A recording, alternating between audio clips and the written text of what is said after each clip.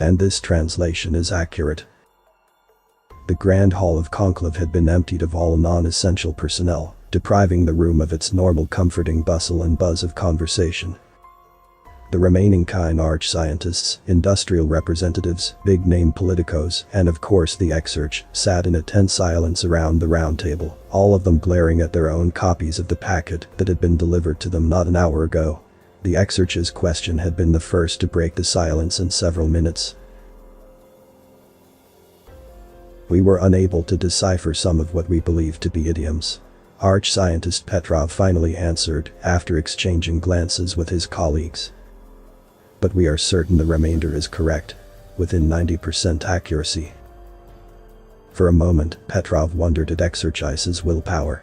While the rest of the room was displaying obvious signs of agitation, the red-yellow kind appeared perfectly calm, flipping back to the start of the packet, without even a hint of pink or purple in his facial channels. Dominant species is chitin armored bipeds. A politico from somewhere on the west coast read aloud. Population largely confined to coastline of larger landmass. Unwilling or unable to colonize center of continent. No sign of orbital activity. Personally find amount of wave-based sportboarding disappointing for their environment, below average. This last statement finally emerged as a strangled hiss, plunging the room further into its aura of discontent. Petrov, a peaceful kind of science, had to fight to keep his claws from digging into the table. Still his leader appeared calm, silently contemplating the alien observer's words. Then the exarch leapt from his chair, hurling the papers into the air, and brought down his fists on the thick table with a slam, the X-shaped channels in his face instantly flushed with violet. "This will not stand," he bellowed, striking the table again. "These void voices dare to mock us. They hide and sling insults like first malt students on the cybernet. No. This will not be allowed. We will drag them from wherever they hide and show them just why they should have never slandered the nation of Samora." The hall was silent in the wake of this outburst, but the atmosphere had instantly changed. Their anger had a focus now. They had a purpose now. They would show these aliens the true meaning of wounded pride.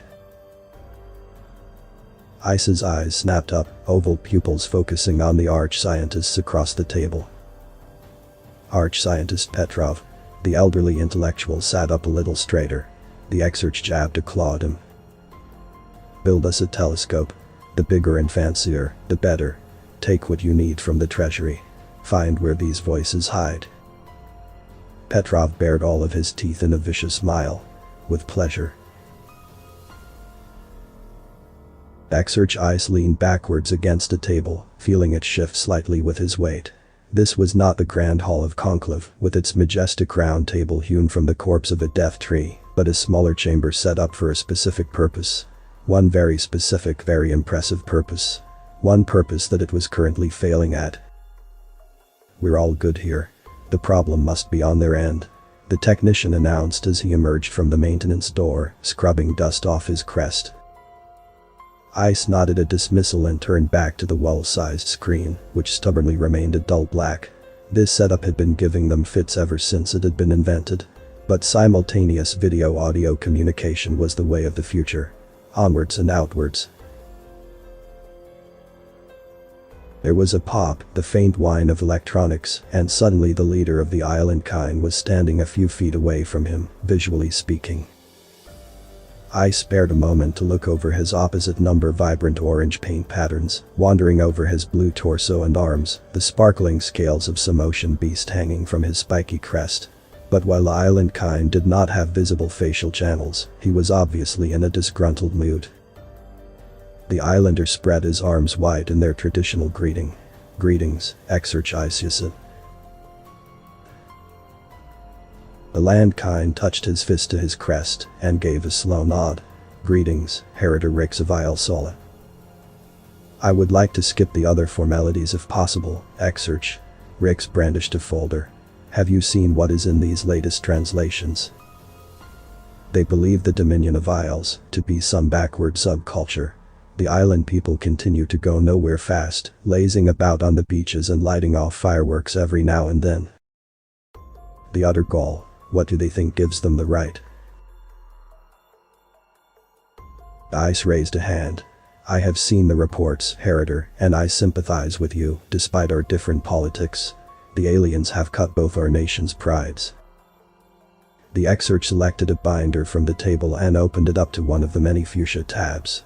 The Petrov Memorial Skydome, the result of a dozen field-shaking breakthroughs in less than 5 years, our largest facility yet, and they insult this too. They call it a good start. We can see individual specks of dust on the moon, and they call it a good start. Ice threw up his hands, forgetfully hurling away the binder in the process. Like we were pre-mall children doodling with markers. Rick shook his head, decorative scales clinking against each other. And only more invective will come if we do not act. Which is why, there it is again. What is? That clicking noise. Don't you hear it? I thought that was the microphone being weird. Oh. Rix drummed his claws on his ventral armor. Where was? Ah, right. Listen. The islander leaned in conspiratorially towards the camera. Here's the idea, Exarch.